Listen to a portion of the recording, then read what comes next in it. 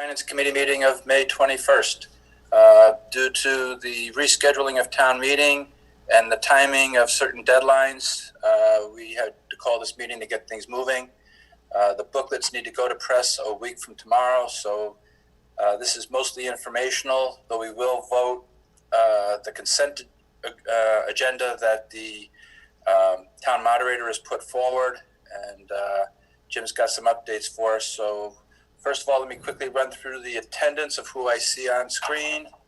I have Kathleen, Doug, Andrew, Josette, Susan, Denny, Allie, Megan, Mark, Sean, Brian, and Jeff.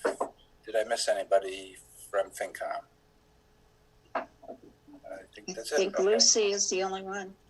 What's that? I believe Lucy's the only one missing. And Lisa. Oh, Lisa just came in. Lisa okay, just joined, yeah. Yep, okay. Alrighty, Jim, you want to take over? Sure. So what you guys have before you is basically I'll kind of run through what the plan is going up to town meeting, and then we can get into some of the articles. So basically what we're trying to do is just have a real basic town meeting, get through the items we need to continue to operate the town, which is the general operating budget and the sewer and water budgets for fiscal year 21. The other budgets, for the most part, we can put off until the fall. And I think it's really a good call, because I think this town meeting, it's going to be held outside at the high school on a Saturday at noon, June 20th. Rain date the next day, which I hope we don't have a rain date because it's Father's Day. We're just going to keep it to those. It's going to be really an interesting town meeting. The recreation department with Brendan and Ariel are going to help us kind of plan it and coordinate it. Patrick's already got on ordering a bunch, 150 chairs. It's going to be an interesting one for sure.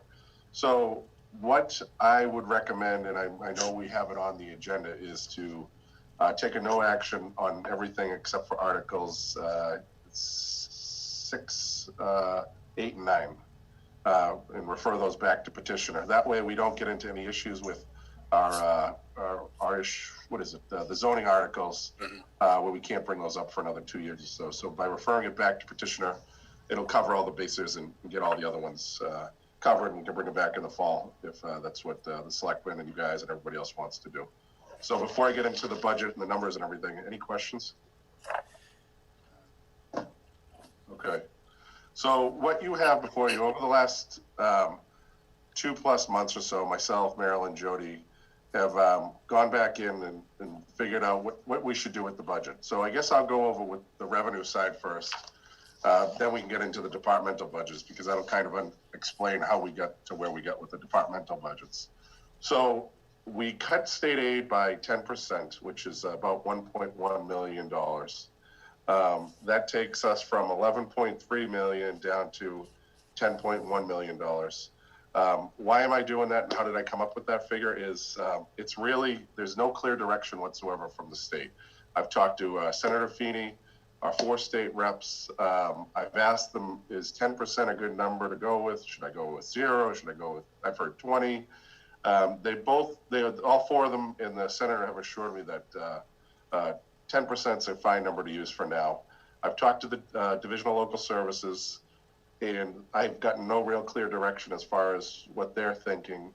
I think there's going to be a reduction. I think a lot of the managers are going to argue that, you know, our people, our workers are the frontline workers. We're the ones dealing with the governor's orders, carrying them out through the Board of Health and the police department. Our Board of Health director, our police chief have basically been in lockstep with everything. We've deputized the police department to be Board of Health agents. So we're out there carrying out all your orders. You shouldn't be cutting us. At least level fund us. And they level fund us, I think we'll come back at town meeting and kind of reassess everything, and probably give some money back to the schools and the various departments that have been cut. But that's where I came up with the 10%. Mass Municipal's not really given any clear guidance or direction on it. So it's more of a hunch. What are our other area town managers doing? I know everybody's pretty much looking at about a 10% and hoping that it's less. If it's more, if it's 20%, that's another $1.1 million I'd have to come up with, or we'd have to come up with. My plan on that is we probably relook at some other funds that we have out there. By the fall town meeting, we'll have new growth in. I think new growth might come in a little higher than what I've budgeted here at 650, but I'm not sure. We have some old funds that were appropriated last fall town meeting for $400,000 for the high school study. That hasn't been touched yet. We've kind of held that in case we need to dig into that one. I want to go after stabilization last because I think this is going to be a 2 or 3 year problem, and I don't want to have to dig into it in year one. So this budget you guys have is a no stabilization, don't touch one-time money. It's let's work with what we got for the most part. So Mark, if you're good, I'll run through state aid, run through everything else, and then everybody can ask questions. Does that work for everyone? Sure. Go ahead. All right, so moving on to local receipts. What we've done with local receipts, and I'll run through the reductions that we've made. We've taken motor vehicle excise tax, changed that from the estimated amount, which was $4,280,000, knocked that down to $390,000. Where did we come up with that number? Our collections at this time are just about $4,050,000. Is that about right, Marilyn and Jody? I'm in the ballpark. Okay. Yeah. So that's where we're at right now with just about a little bit over a month left in the fiscal year. I know there's some more trickling in. My concern here is the auto manufacturers shut down operations for an extended amount of time. I really don't think people are going to go out buying cars. So that's my reasoning for knocking that down. What's that? $380,000. Meals and hotels tax, I cut both of them in half. And I have no real logic behind that. It just feels like to me, our estimated figure, which was for meals, was 500 and hotels was 300. I don't think people are going to go out right away as soon as the governor opens things up. I don't think they're going to be staying in hotels right away. And I think that at the best case scenario, maybe they start taking advantage of this stuff, later on this summer, maybe not get into the full swing of things until the fall. And we're all hopeful that we don't get a second wave. We've all heard about the second wave that could come through. So it's really the unknown. So that's why I knocked it down and cut it in half for both of those items. Penalties and interest, I took that from 275 to 200. I knocked that down because I'm concerned that obviously the Board of Selectmen, the Select Board a couple of weeks ago, took advantage of the governor's offer that he gave to cities and towns to extend the penalties and interest period out until June 30th. I'm a little bit skeptical that that could get extended again later on in the summer, and there'd be less penalties and interest that we'd be able to collect there. So that's why I took it down another $75,000. License and permits, that went from $1,050,000 to $900,000 or so. Right now, we're looking okay. We've collected just over $1 million. We looked at this week, Jody, right? It's just like, yeah. So just over $1 million as of right now, again, with about a month and a week left in the fiscal year. People are still pulling permits, surprisingly, and the building department has not really shut down for an extended amount of time. Everybody's gone on the cloud. We've been working remotely. They've still been doing inspections. If they had to go inside people's houses to do inspections, they were really, they came up with a way of getting it done by basically saying, okay, take your iPhone around and videotape and show me what the sink looks like underneath. So they found ways to work around it, and they kept the inspections going. But I just think that could slow down a little bit. And just since we're at about $1 million now, I feel comfortable putting that down to $900,000. And then the other one I cut was a big cut, investment income. Investment income went from $300,000 to $75,000. The interest rates have drastically been reduced, and I just don't. They've gone from going up the hill to rock bottom at this point. I just don't think we should count on that much investment income coming in at this point. Moving on to property tax, tax levy. We're still going to the 2.5% on this. We took the only major change on this sheet was we took new growth, the estimate there from 925, and we backed it down to 650. Again, just thinking that the economy is going to slow down. I know we can cover the 650. Dennis has said it's probably going to be maybe $100,000 or a few $100,000 more. It's just the unknown there. So we backed that off. And that, on the revenue side of things, that's really what we've changed. That accounted for about $2.5 million in reductions. So we've taken this budget from about 99.9 million down to 97.4. So that's where we're at. And before I go from the revenue side of things and move on to expenditures, any questions? I got a question. Hey, Doug. Sure, Doug. I was just curious about, sorry, let me flip back. The cuts to the motor vehicles. Do you think that's actually going to be enough? I mean, I don't know too many people who are buying cars, and if that's going to go even longer, is that, you know, you obviously think it's a good number. I just wonder if it should be more. I was comfortable. It's close to 10%. It's close to a 10% cut there. And I was comfortable with that number. I know Marilyn was comfortable with it when we looked at it a couple of times. So was Jody. And if you ask me to go back and cut, we'll make cuts, but I got to make cuts to places elsewhere in the budget. But we were both, the three of us were comfortable with it. Okay. Thank you. Anyone else? Okay. Oh, Andrew. Yes, I had one question on the revenue about the overlay surplus as it relates to the overall tax levy. And my question centers on what impact do you expect there will be on your forecast for tax abatements given the state of the economy? Well, if you notice down below, I left overlay appropriation at $500,000 because I'm mindful that people may come back and look for some abatements, look for ways to save a little bit. So before touching this $350,000, I went to the town appraiser, Dennis Fliss, and asked him, you know, are you comfortable? That originally was $200,000. Are you comfortable with me adjusting that up to $150 to kind of just make everything work without, you know, making additional cuts? And he said $350 would be fine as long as you left the 500 in there. Thank you. Jim, this is Mark. I have a couple questions. So what was this current year's revenue budget? So this overall, or which one? Because what I tried to do, Mark, is I put them all side by side. The ones in peach here or in orange are the new ones. And then the old one, I just wrote it, it was titled prior to 3/16/20. That was where we were at before. But overall, Right, no, I mean this current year.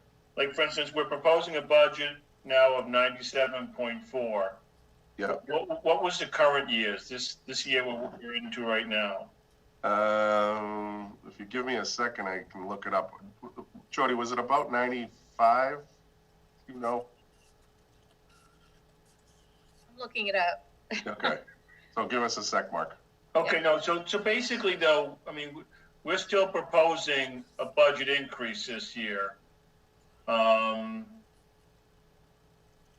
Yes. Right, I mean, we're increasing the budget. We're not lowering it year over year. It's actually going to be approximately a 2.5% increase. That sounds about right. Jody, you got a number? Yeah, so that number is just about 96 million Yeah, so it's for about FY '20. about 1.5 more this year. Okay, then the other thing I'm wondering is, what is the plan B? For instance, let's say we hit the fall budget, you know, the motor vehicles don't come in anywhere near, the state doesn't get, you know, come out with its money. Is plan B that the town goes in and starts to make cuts to match what the new projections are? Or is plan B, we go into and take money from the stabilization fund? The reason why I'm asking this question now is I went through the expenditures and they seem reasonable to me, but I would just like to know in the back of my mind, okay, what happens if we're not hitting these revenue targets? You know, is it we're going to make more cuts or we're going to go into the stabilization funds? So stabilization, in my mind, is really Plan C and D. My Plan B is I'd look at a couple of things initially. I don't know how much those cuts are, but let's say we're short $1 million, just using round numbers. Where would I come up with $1 million without making further cuts to the municipal services, the school department, and without going into stabilization? So by the fall, we're going to have our free cash certified. Looking at some rough numbers, we're projecting maybe about $2 million. It could come in higher, but we're using a conservative number, just about $2 million potentially in free cash certification. We could dip into that. I'd first look to the $400,000 that we appropriated at the high school. I don't see us doing that project. The school superintendent seems comfortable dipping into that money, and we could use that. I hate to do it, but as a one-time plug in the budget to make up for this lost revenue at the state. If it was $1 million, that's 400.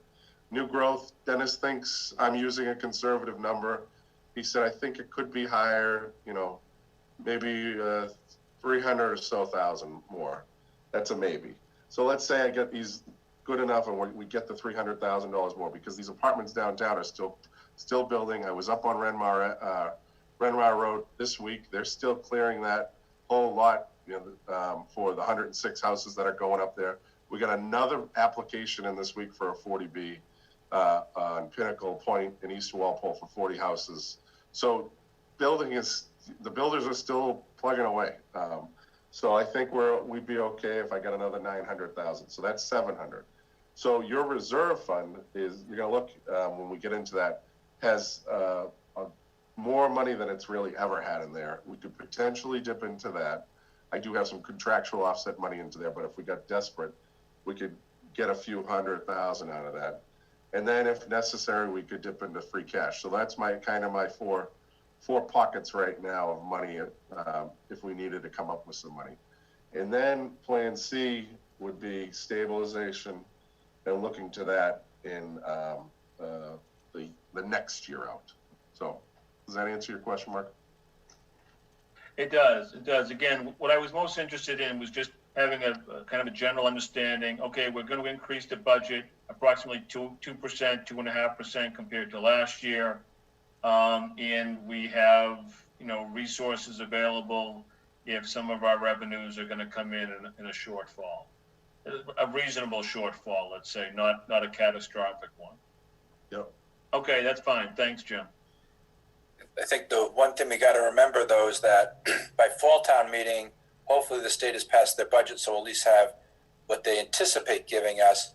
But if their revenue collections start coming up short, at any point in time, they can turn around and start backing money off of us, which would mean a special town meeting at some point, possibly February or March, to say, yeah, our funding sources are going to be below what we anticipate.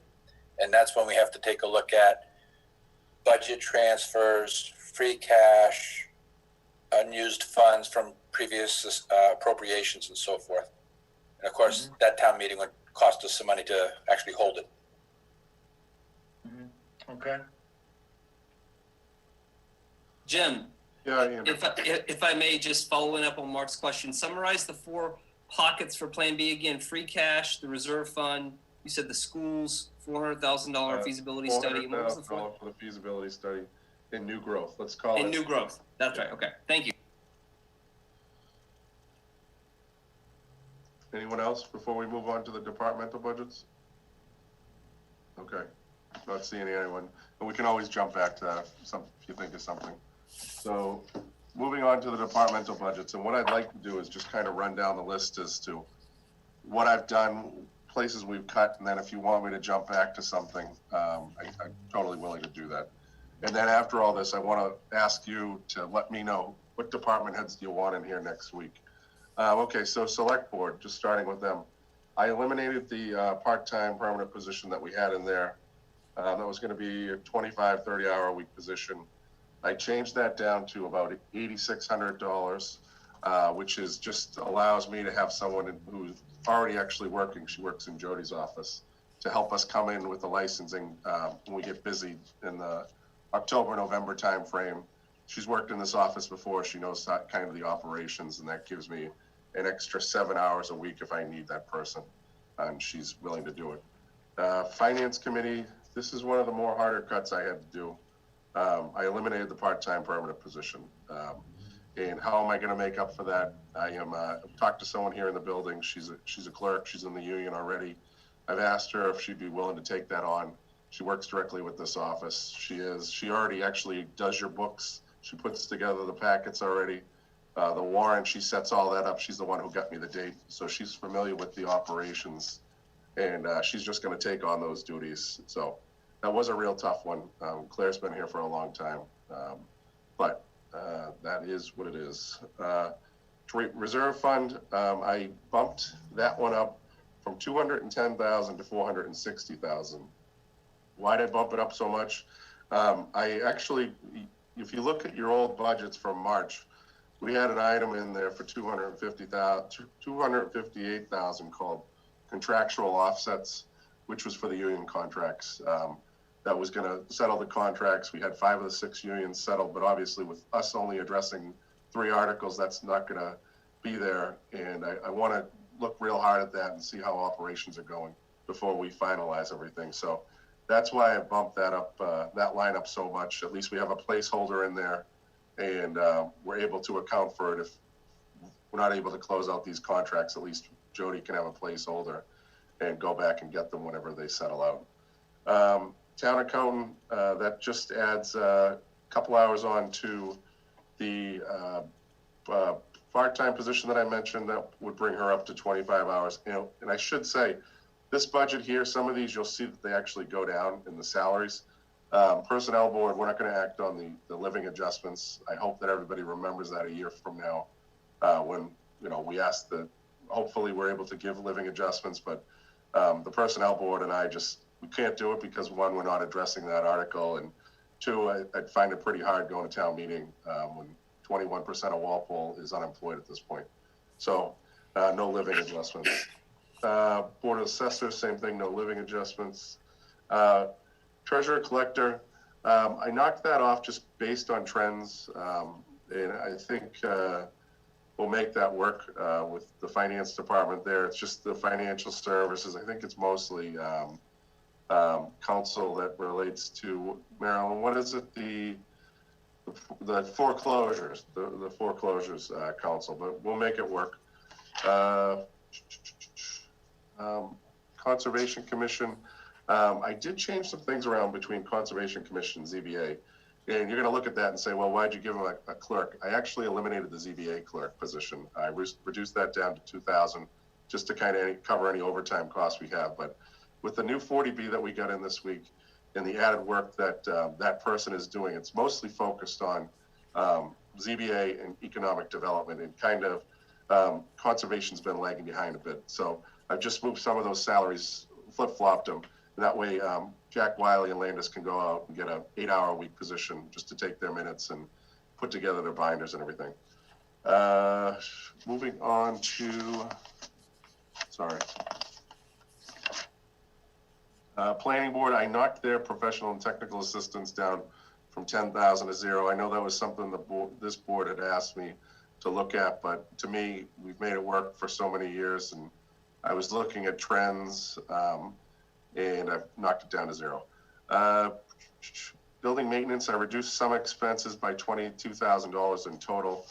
After talking to Don, he'll make it work. He always does every year, but he was fine with those reductions. Police and fire is where we got a little bit creative. Police, I reduced their budget by $122,000. We were, as you might remember, we were going to bring on 3 new police officers.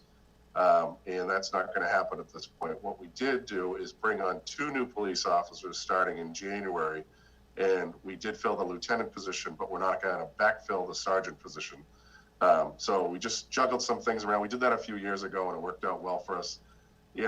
With the town still growing and all this development still going on, I don't want to get caught in a spot a couple years from now where we just don't have enough police officers because we had to cut so much this year. And I think this goes back to, I think it was maybe Mark or Mark's question about, well, what happens if more state aid cuts? If more state aid cuts happen. By not bringing those 2 new police officers on until January, it's kind of an easy elimination. They won't be hires. We won't have to cover unemployment. So we just won't hire them. So that's one way I could cut right off the bat. Firefighters, fire department, what we did, we reduced the budget by 46,000. It still leaves all the shifts at 3 shifts at 10, 1 shift at 11, but we didn't fund that lieutenant day shift position, which, unfortunately for Deputy Barry, it just isn't going to happen this year, but hopefully maybe next year. But with the select board making the changes back in March, which was to hire 3 new firefighters to serve as paramedics right off the street, which really helped us in a time of need. We have to fund those positions at this point, but we still were able to save 46,000. Public schools, their budget went down from 47.9 to 46.8. In total, they're set to see an increase of 766. I've talked to Bridget and Mike about this. When they come in next week, I'm sure they'll talk you through it, but they're going to make it work. They're hoping that it will work without any layoffs, but they're not 100% sure. There is going to be some attrition, and some people obviously moving to other districts and everything, and they're hoping that they can just make it work by transferring some people around. But they're happy. They're telling me that some districts are actually not seeing any increase or actually going backwards. So that's where we're at with the schools. DPW, I was going to add some hours onto a couple engineering positions. That's not going to happen. I eliminated the cemetery kids in the parks and the summer kids in cemeteries and parks, and I eliminated the new highway position that was proposed. COA, we were going to bump up some hours in a couple of different part-time positions. I reduced that down, but I'm not eliminating any positions there. Library, the new children's service librarian in the summer page position, I zeroed those out, and we cut periodicals by about 13,000. I didn't cut that number for the periodicals without consulting with Sal. That went down from like 93,000 to 80,000. He said he can make the 80,000 work. Debt budget, we eliminated 75,000 out of there. That was more of a placeholder for facilities and infrastructure improvements. Hopefully one day for the high school, but obviously that's getting put off. OPEB, we took that from 525 to 0. Unemployment, I bumped that up to 350,000. Now that is just a guess, that 350. I don't know what it's going to be like for the next 6 to 12 months. Right now, our unemployment, we furloughed about 60 employees on the school side. Most of all were cafeteria workers, after school program, basically people who were revenue driven. They had to basically take the money in to generate their salary. And with the programs no longer operating, the schools eliminated those or furloughed those. I also furloughed about 12 people in the library, with that being closed for we don't know how long, and 3 people over in the rec department and 1 clerk in the police. Again, the rec department people were revenue driven. They were funded through the revolving funds, and just with no programs going on there, we had to cut that down. So that number's at 350. I went back and looked at our history, where we at. In 2008 to 2011, where was our highest years? In 2011, our highest year was 237,000. So I think this is going to be way worse than that year. So I bumped that up considerably. Something that's interesting, though, on the unemployment side is we haven't received a bill since February for unemployment. We fund our own unemployment as we go. It's kind of a pay-as-you-go type of thing. We're not the only town who hasn't received a bill. All other towns, they're just not issuing the bill. So we don't know how much we owe in unemployment, because we have a general idea, but we also know that we can charge, right now we're allowed to charge our unemployment cost off to a fund that we recently created. We just call it the COVID fund, where we're able to charge off salaries, expenses, and unemployment off to this fund. It allows us to deficit spend, to track it. You may have heard that Walpole was eligible for up to $2.2 million in reimbursement. We're still ironing out the details in that, but we're hoping that the COVID accounts can be funded via that $2.2 million. So I'm not as concerned about unemployment now, because they've created this special fund. They've allowed us to deficit spend, and we can spread it out over a few years if it gets that bad. So that's with that.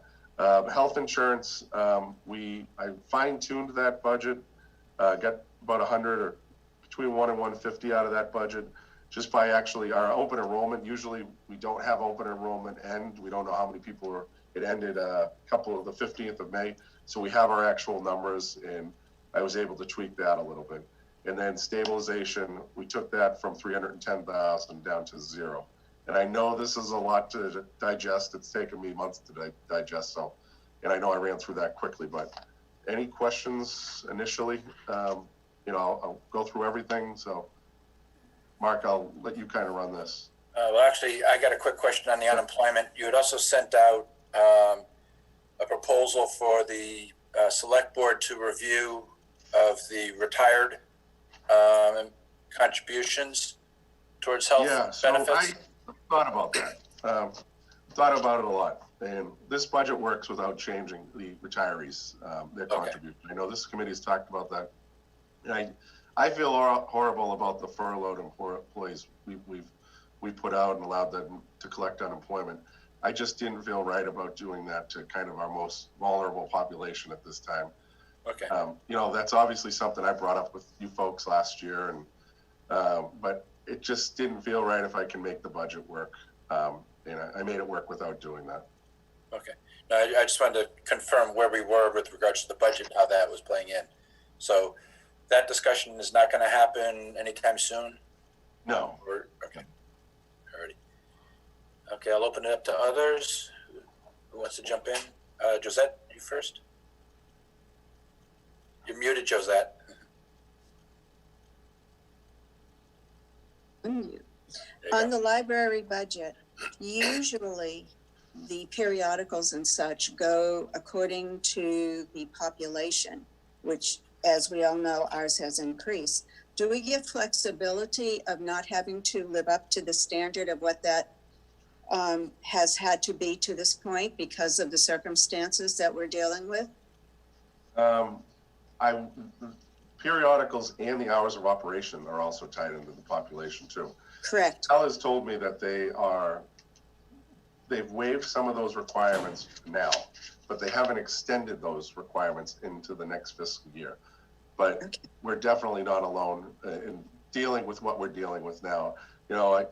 I think I furloughed those employees back within the last month, and we kept them on through March and a lot of April, and a lot of towns cut them right from the beginning, right in March, and I was hopeful that we would bounce back. So I think that's kind of one of those to be determined.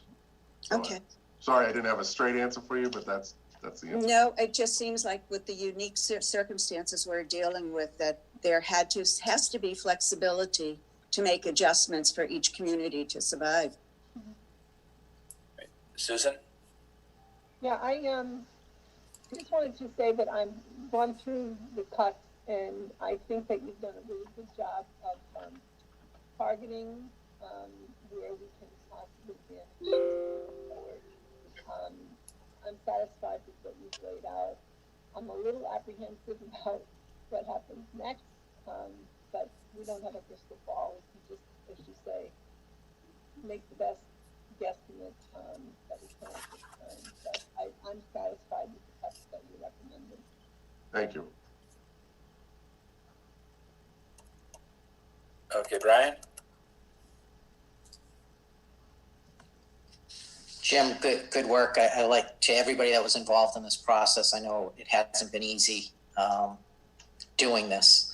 A question, if things come back as is, if state aid is level funded instead of a reduction, what would be the plan? And you said there could be possibly $2 million in free cash. What would be the plan in regards to OPEB?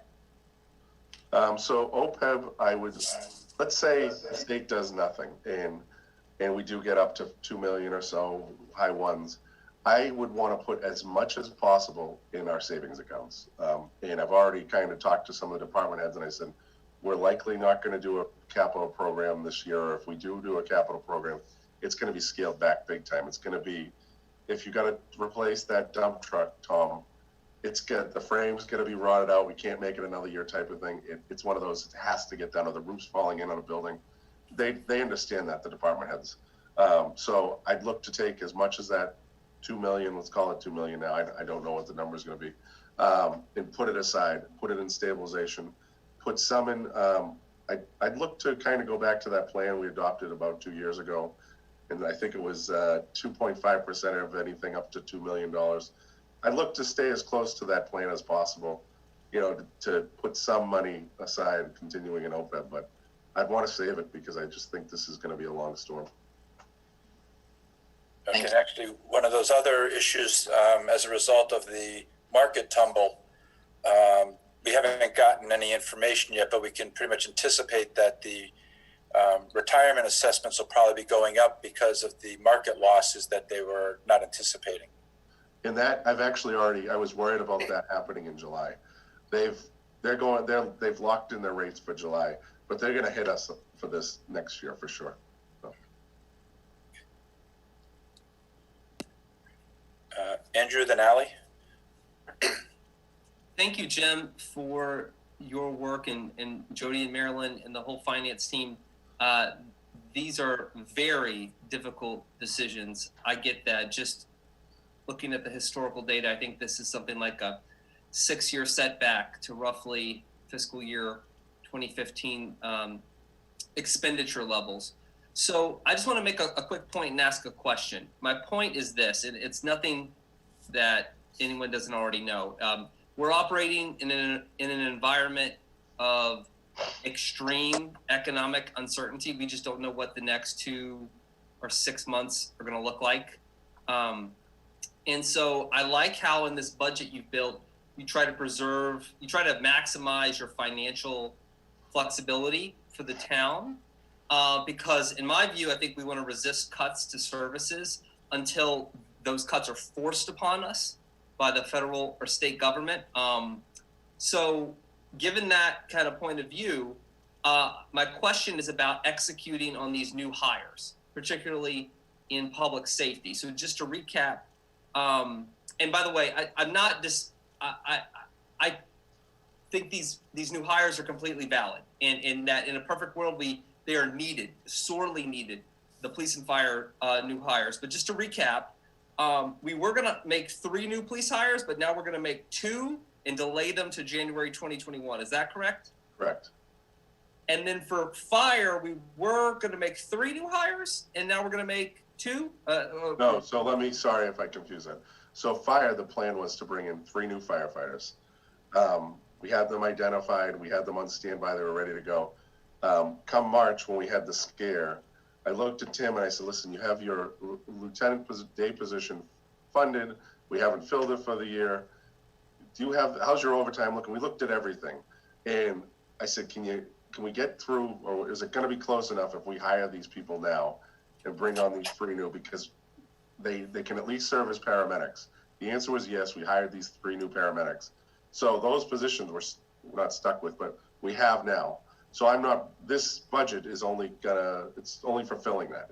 I'm not adding 2 more on top of it.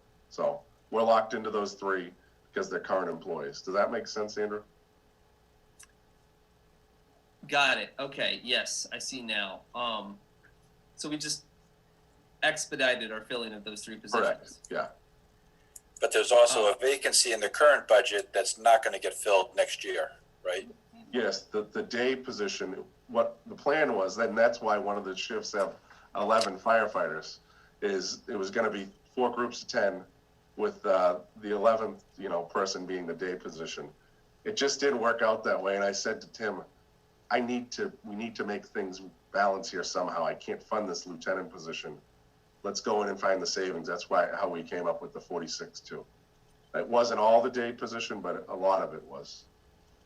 So besides the 2 police hires, are there any new net hiring? I know we had talked pre-coronavirus about a DPW hire, but is there any new net hiring besides those 2 police positions? Just the 2 police positions. So what the chief is doing is one of the sergeants is going to be promoted in this budget, be promoted to lieutenant, because he feels strongly he needs to separate them from the other ranking sergeants. And this is something that he really feels passionately about. So what we're doing is this budget gets him he's gonna promote one of the sergeants to the lieutenants and not backfill that sergeant position. So it's just, the net is going to be 2 police officers filling a half year starting in January. And again, we started it in January because then I can always back out of it if things are getting bad.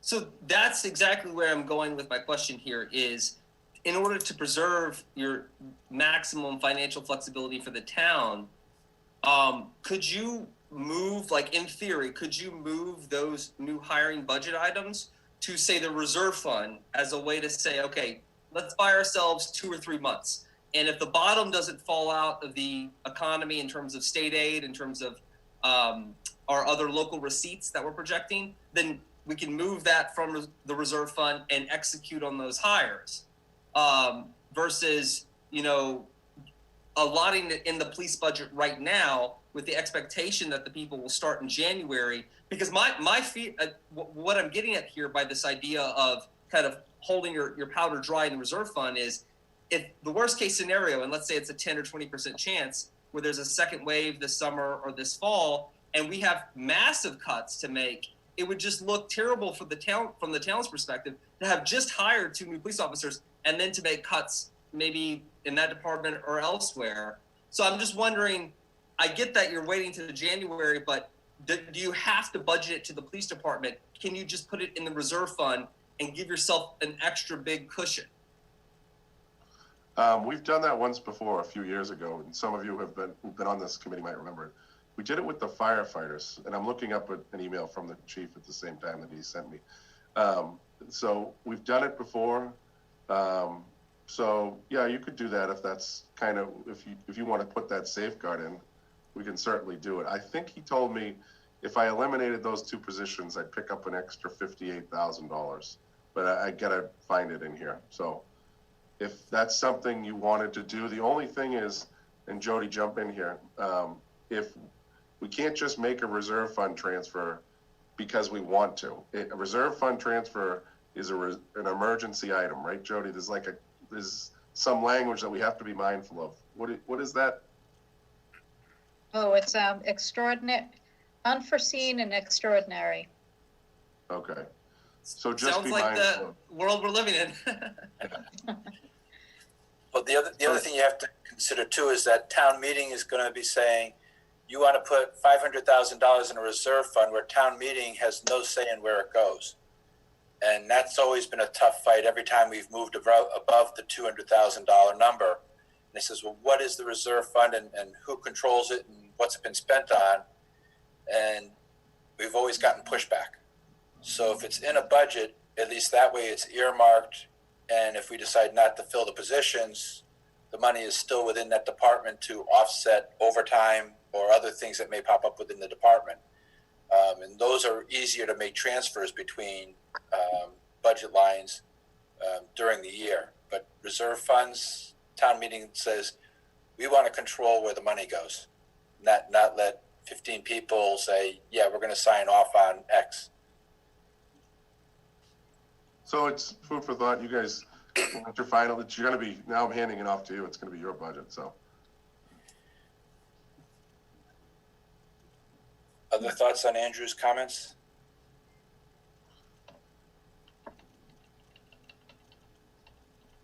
Okay. Can I just, Mark, can I jump in? Sure. Kathleen. So what happens if come September, we see volatility and we can kind of predict that it's not going in the right direction? What happens? Are we committed to that hire in January? Oh, that's one of the reasons why we're not bringing them in until January, because the way it works is they're not going to be in police academy in September and October. The position's not funded, so we could just, find the person, identify them in the fall, and then you start whenever the next academy is. We don't even know if it's going to be in January. That's just the date we picked. So we have to go by the academy. So where does that money end up? It would stay in if it's not used, it'd stay in the police department, and we just wouldn't use it. We wouldn't allow them to use it.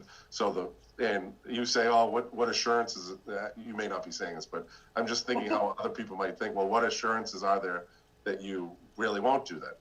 We did it back in March. Everyone had to come for a bucket of paint. Don Anderson had to come and get approval from, literally this happened, from Jody and I, and it was, you have to get approval from both of us.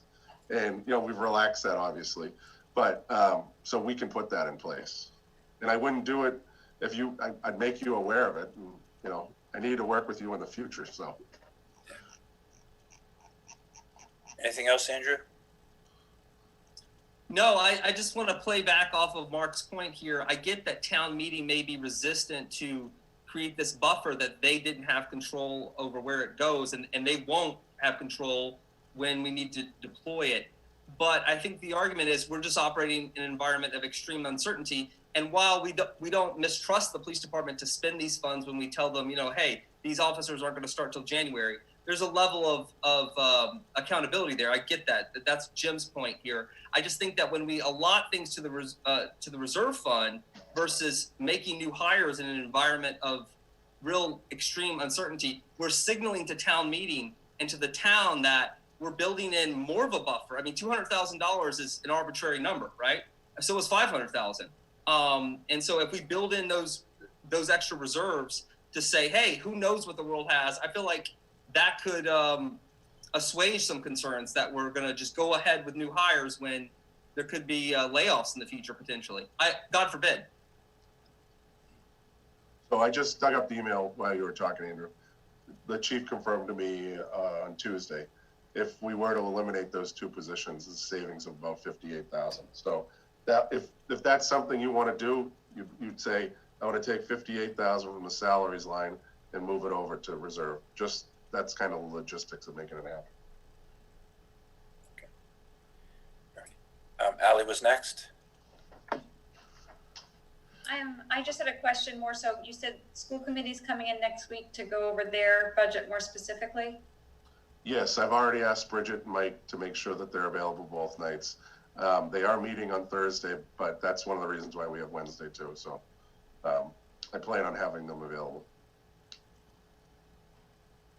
That was it. Okay.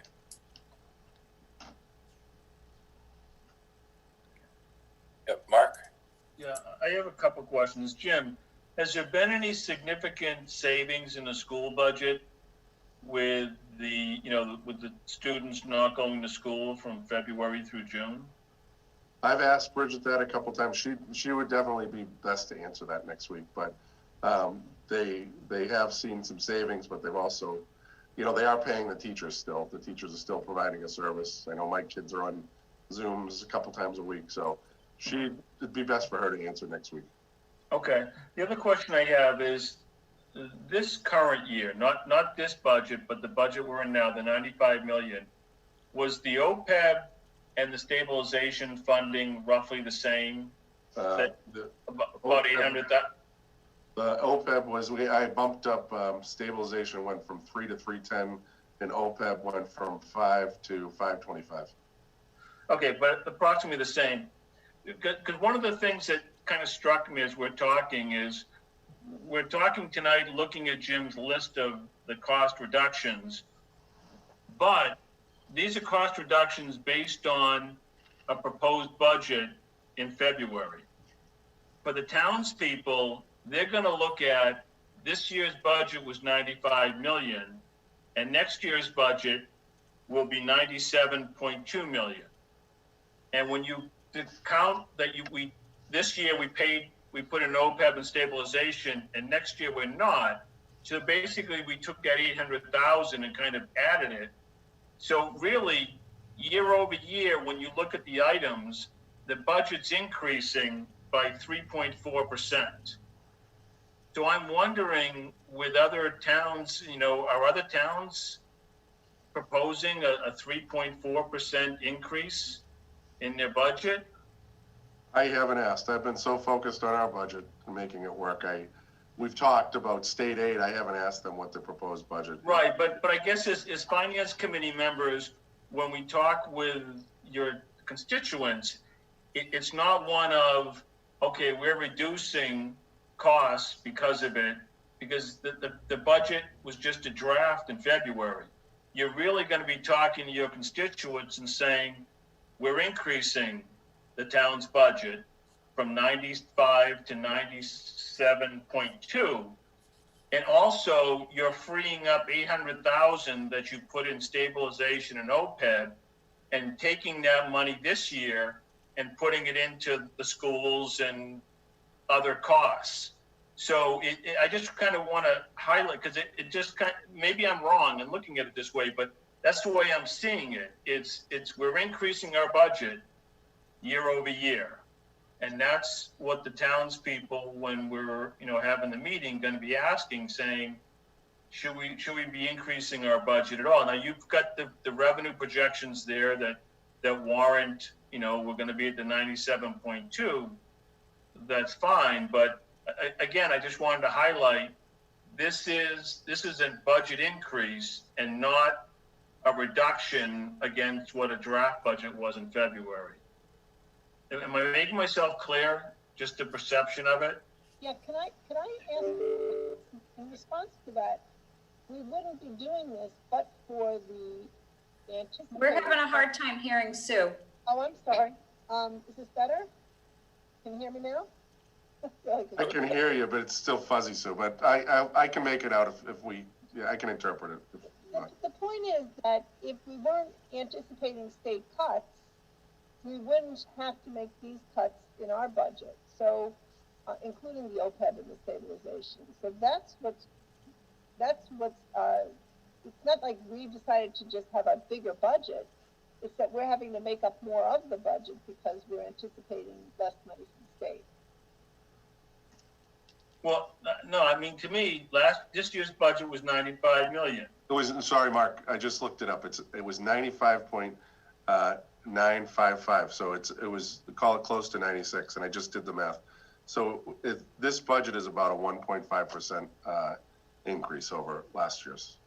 Right, but if you take the OPEB, last year in this year's budget, you included that 800,000 for OPEB and stabilization. For this year's budget, you're taking that money out and you're putting it into other budget areas. So it's not a direct apples to apples comparison. Right? I mean, because you're not using that money there, you're putting that money, and again, that's fine. But I just, again, want to highlight that it's a year over year budget increase. We haven't reduced the budget at all. We're reducing it against what our estimate or our draft budget was in February. But when we sit at the town meeting, they'll be looking at it and saying, okay, last year's budget was 95 point this year's budget is 97.2. Show me the increases and not necessarily tell me about a decrease from an originally proposed budget.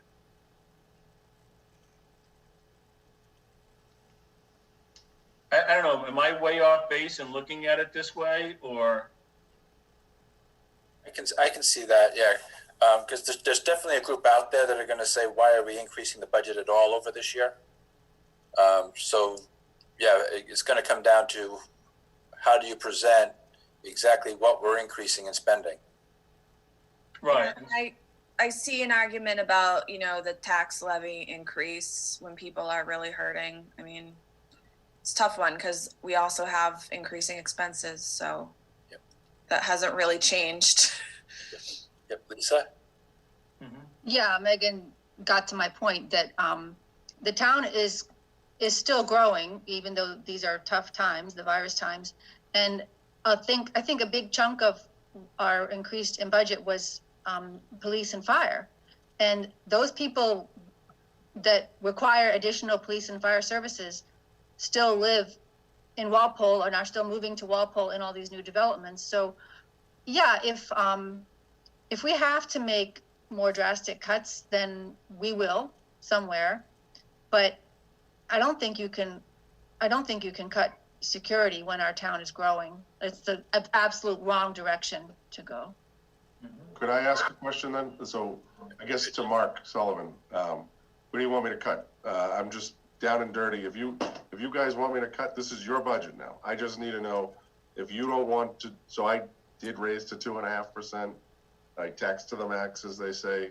But you know, that's within the allowances of the law. We've reduced everywhere else. You tell me where else you want to cut, Mark. Right, I get, Jim, I don't have an issue of what the budget is. Yeah. I'm not proposing any cuts. I agree to not fund the OPEB and the stabilization because of the impact to the town. I'm just looking at it that when we were reading through your email, you know, we're looking at it as reductions. I'm just wondering what's the finance comm story on, okay, we had a budget of 95 million. This year's 97.2. And here's the increases, you know, $1 million for added fire and safety. Fine. So, you know, in other words, how do we explain the increase? So much of it is due to salaries. Okay. That's what I'm just trying to get in my head. So when I talk to people to say, yeah, there's an increase of 2%. So much of it goes to security and safety. So much of it is built into contracts. So that it's not a 2% just for the sake of going to 2%. There's built-in costs that the town has. Okay. Yeah, it's more of the starting point that you want to have the discussion is the current budget that we're operating under is increasing by X, and how did we get there? And it's because we added X number of net people to public safety. We took a hit on solid waste. We got tuition jumps in Norfolk Tri-County, and the school department is getting a much lower increase than they would normally get and trying to operate on a 1% increase. And that's how you get from, you know, one number to the number that's about $1.4 million higher. Right. That's basically just the way that to look at it, to explain to people there, to say, you know, it's not a willy-nilly 2% increase just for it. It's here are the built-in costs that we have to adjust and have to account for. I'm fine with the budget. I don't have any recommended cuts at all. It's just how do we present it to our constituents, to the town, to make it very clear, here are the cost increases and here's why they're necessary to do it. Okay, thanks. Jim, I have a quick question. Where are we on the contract when it just got mentioned about trash? Are we on our last year of the contract of that? No. I believe we're in, I think it's 2.5 years left. At least 2. Yeah. And is that a budget we looked at too, or no? The only way I can make a change to that is if you add fees on or something like that. That's pretty, because our recycling costs have gone up the last few years. But the only way you save money there is say no longer recycle, just throw everything away because you can save. That's illegal. Well, $7 a ton. Yeah. I'm not for that one, but I am still for the, you know, $10 or $20 fee for large items. I think that's reasonable without asking people to reduce their barrels or reduce how we do trash. But I am still very much for imposing a $10 fee for a large item. I think that would be reasonable. And I don't know how much that would help that budget, but I think it would be a reasonable thing. This is Susan. I hope you can hear me. One of the problem, a perennial problem, is people don't want the budget to increase, they want the taxes to increase, but they also don't want their ox board. So if you say, God forbid, all right, no more trash collection, go to the dump, you'd have insurrection. People don't want to you know, for large items being collected. I think I'm in favor of that people are very upset by that. So they're okay with cuts as long as they don't affect them. But if it affects class size, if they have students, or if it affects the seniors, if they're older, or if it affects trash, I mean, this has been a perennial problem as long as I've been involved in town government. People don't want increases, but they don't want any cuts to affect them. So there you go. Kind of hypocritical, I think. And I think Jim's question is a good one. Where do you want to see the cut? I think the truth of the matter is it costs money to run a town just like it does a business or a household. And we are a growing town, and we are not tone deaf to the fact that we need additional support in fire and police. And we were being responsive to that. And it might be nice to say, well, why can't we just go on as we have? But we know why. We've listened to the presentations. We know that we have needs. We know that the senior center is bursting, or was bursting at the seams. So we're being responsive to demonstrated needs. I don't think anything in the original budget we were wrestling with was icing or not needed or fancy. And I think now we're just trying to be responsible and thinking about how we can pull back. But I just don't see a budget not increasing unless the town starts to lose population. And that's just not what's happening here in Waltham. So I would turn the question back to the citizen who's complaining about it. What do you want cut? And see what they have to say.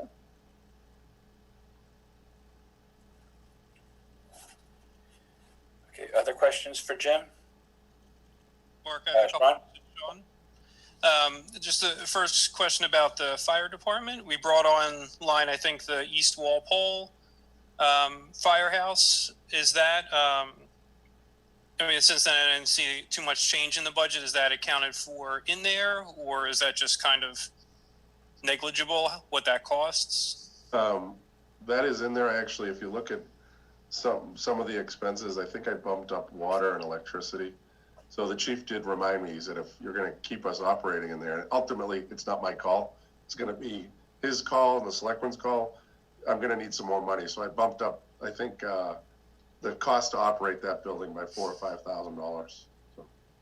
But is that in the future going to increase staffing? Though I'm not exactly sure how the chief breaks it down, whether there's additional people now or they're just separated. The way it works now is with the 3 shifts of 10 and the 1 shift of 11, it's working. But I think, and again, next week when the chief's on with you, he can answer the specifics. I think there's 3 or 4 guys stationed down in East Walpole with 1 lieutenant, and then everybody else is up here at Town Hall. Okay. And just another quick question, what the status of the rec department is for the summer. I know I've heard recently some surrounding towns have cut all their programs. Is there any status on that? We haven't made that decision yet.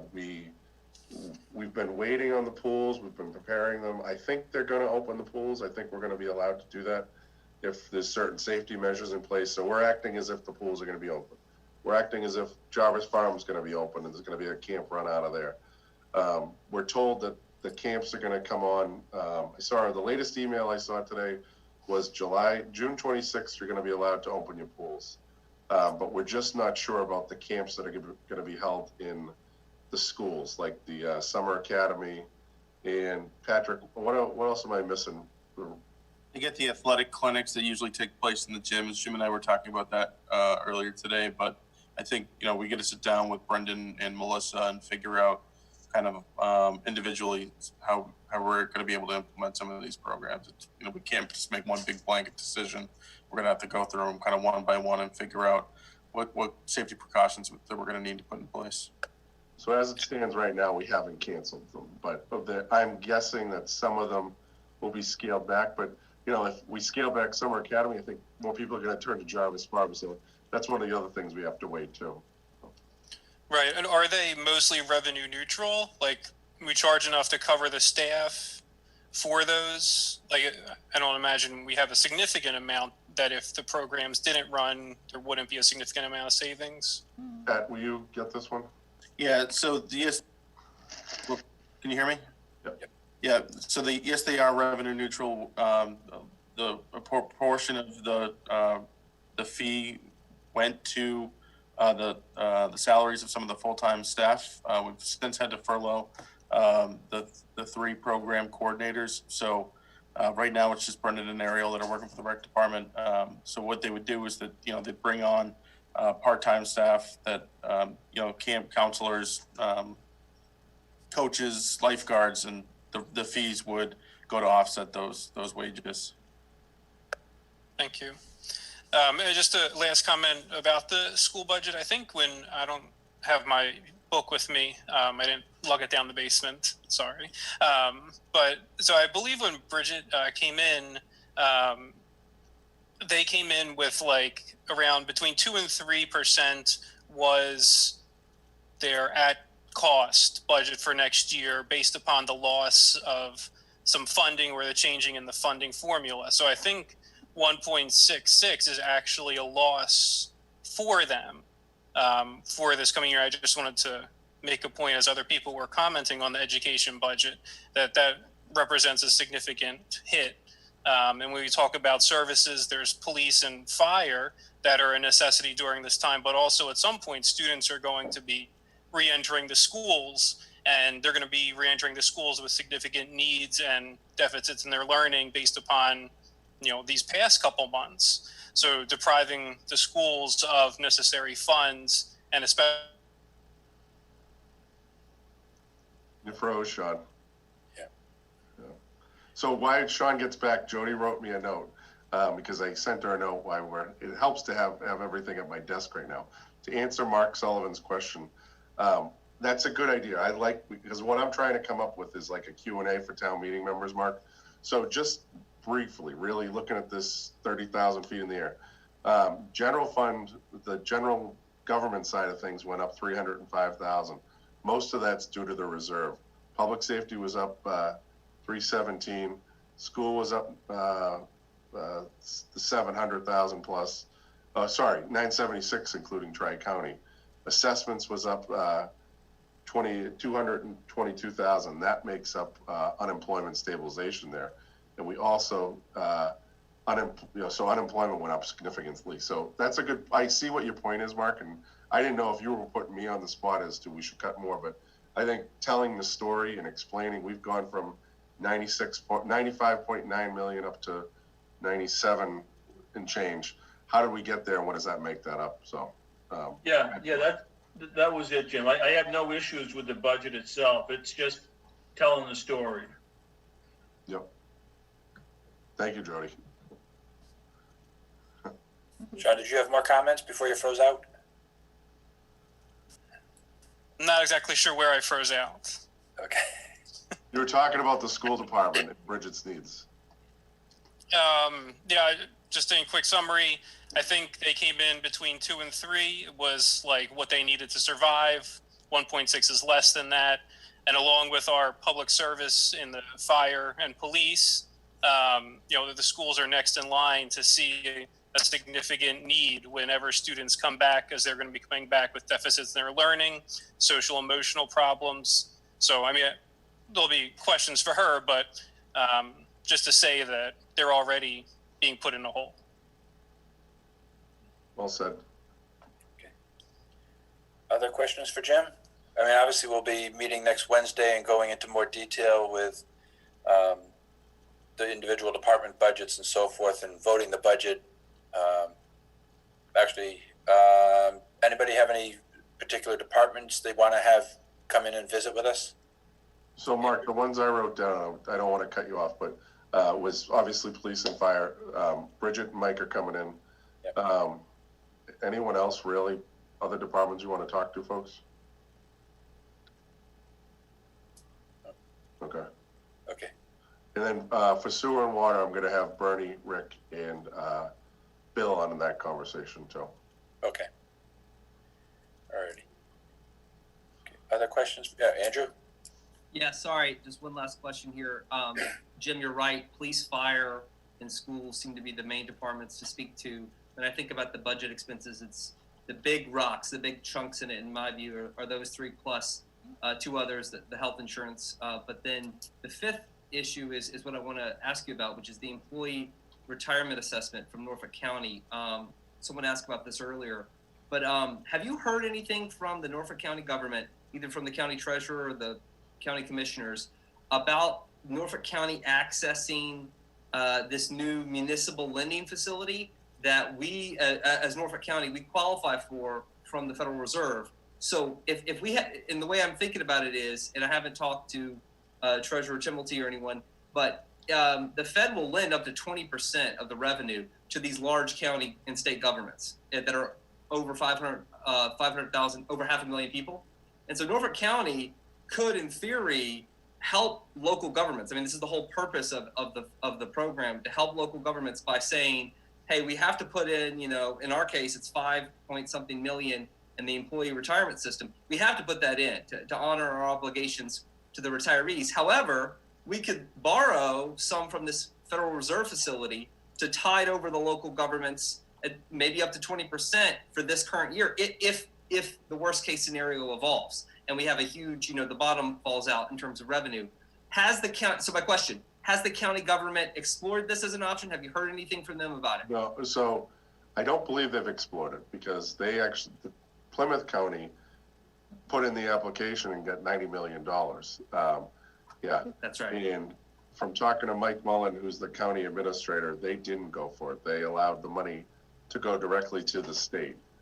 So Plymouth County was the only one who got it out of the, you know, the argument is Plymouth County is taking away from the rest of the state. And that's one of the reasons I believe that the county commissioners didn't go for that. But I don't think the door is shut on the money that's available on the federal level. I mean, the 2.2 million that they said is available, it seems like it's going to be so complicated for us. We're going to get the money one way or another, but it's just a lot of hoops to jump through. And I don't know if the counties explored all their options. So not right now, but I think they're definitely looking at it, as we are. You know, we've reached out to our department heads and said, everyone from Bridget to Tim Daly to Melissa and Board of Health, if there's money out there, let's go after it. Board of Health got 19,000, and that's covering the nurse at this time, the salaries there, and some of the expenses we've incurred. Who else? Fire got 25,000, I think. So there's other opportunities out there. No. Alrighty. Any other questions? Denny's back. Okay. All right. So we already had voted Articles 2, 3, and 4. 2 were no action, 1 was favorable action. Jim, you want all those articles to go back to refer back to petitioner? Yeah, so that's the plan for town meeting, is he's going to open up town meeting and refer all articles except for the 3 budget articles back to petitioner. Okay. Alrighty. Okay, so at this point, to get some of our votes out of the way, we'll need a motion to reconsider Articles 2, 3, and 4. So moved. Moved by Denny, seconded by Susan. Okay. If you have your screens on, we can do it by show of hands. Kathleen, can you turn your screen on?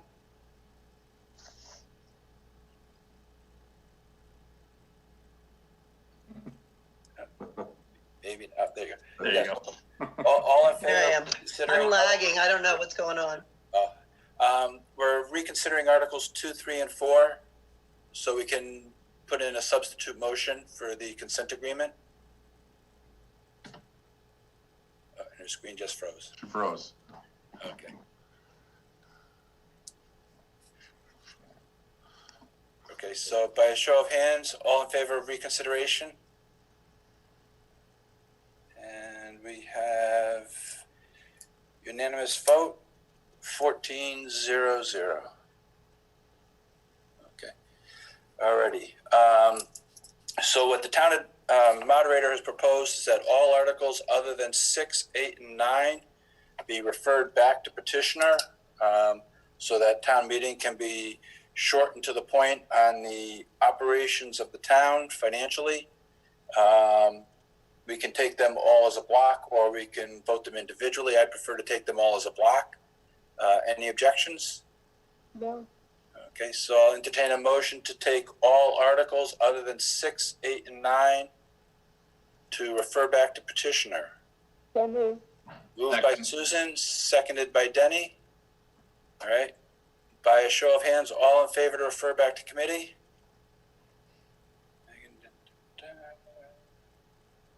And 1400. Alrighty. And nothing else for tonight, Jim, right? You're muted, Jim. Sorry about that. Game plan for Wednesday is we'll have the Chiefs, Bridget and Mike in, Bill Abbott, Rick, and probably go through everything. Does that make sense?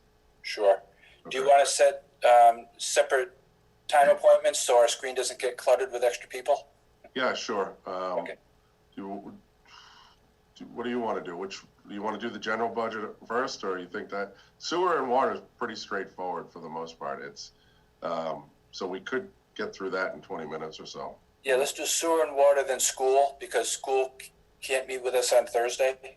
Yeah. And if we have to have the Chiefs come back on Thursday, that'd be a little easier. So I'll tell the water and sewer folks 7, and I'll ask the department heads like 7:20 log on.